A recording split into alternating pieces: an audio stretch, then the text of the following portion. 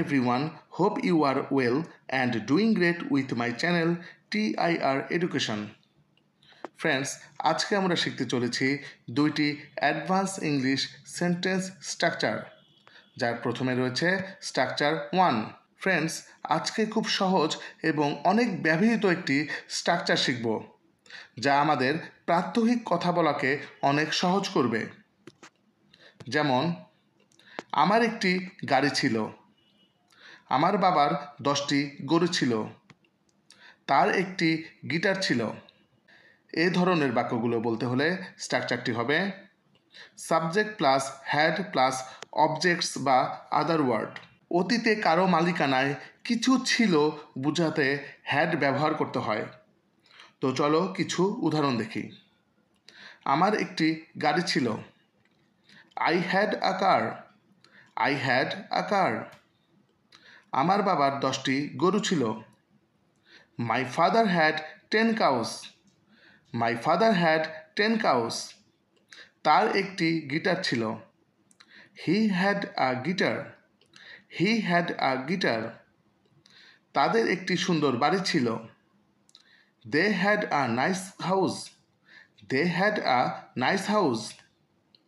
আমাদের একটা ভালো সম্পর্ক ছিল, we had a good relationship.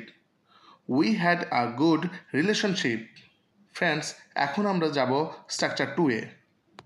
Structure 2-তে রয়েছে আমার আগামী বছর একটি নতুন গাড়ি থাকবে। ভবিষ্যতে আমাদের একটি সভ্য সমাজ হবে। আমার একটা সুন্দর পরিবার হবে। এ জাতীয় বাক্যগুলো বলতে হলে স্ট্রাকচারটি হবে subject plus will have plus objects বা আদার ওয়ার্ড। ভবিষ্যতে কারো মালিকানায় কিছু থাকবে এরূপ বোঝাতে উইল হ্যাভ ব্যবহার করতে হয়। তো চলো কিছু উদাহরণ দেখি। আমার আগামী বছর একটি নতুন গাড়ি থাকবে। I will have a new car next year. I will have a new car next year.